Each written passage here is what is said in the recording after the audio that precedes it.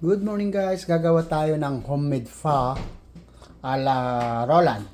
Ito po ang ingredients na gagawin natin. Ito yung star anise, coriander, and cinnamon. Iinitin natin sa mahinang apoy hanggang sa lumabas yung konting aroma. Tapos guys, ito ibubroil natin tong luya, bawang, wala akong buong bawang. Kaya yung mga hiwa-hiwalay na lang. Tsaka sibuyas. Ibubroil lang natin saglit hanggang sa mangitim ng konti. Guys. Tapos papakuloan natin tong karne para matanggal yung yung scab. Tapos i-drain natin. Guys. At ito pa yung mga sangkap natin. Ito yung fresh pho noodles. At ito guys, meron tayong bean sprout. At ayan guys, meron tayong coriander. At meron din tayong basil. Yan ang pampabango. At huwag natin kalimutan to, 5 spices powder para magkaroon ng lasa guys. Ayan po guys. Ayan guys, nangitim na yung yung bawang, sibuyas, tsaka luya. Pwede na natin tanggalin.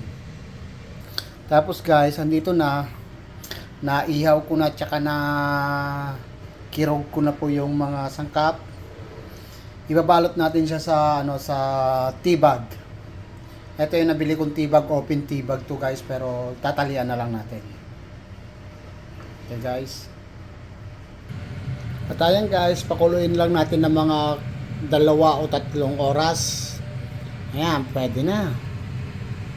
Malinis na rin yung sabaw niya guys. Okay guys, balikan natin ng after 2 hours. Thank you. Ayan guys, malambot na yung mga karne ng baka. Yan. Yan na yung meatballs, lumutang na, pwede na siya. May mga buto-buto pa sa ilalim, tsaka buto ng manok. Yun ang mga sangkap nito guys. Yan, malapit nang mag-ready. Iaayos na lang guys.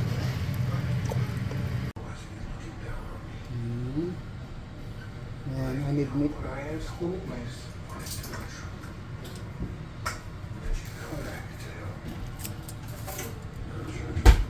Isa pa.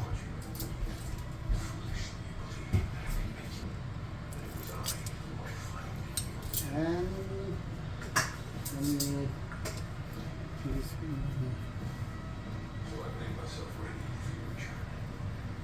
Well, why you eating so fast?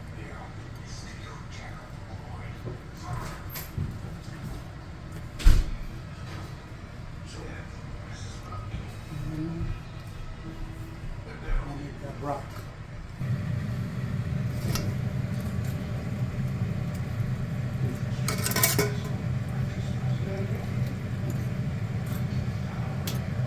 Lagyan mo na konti.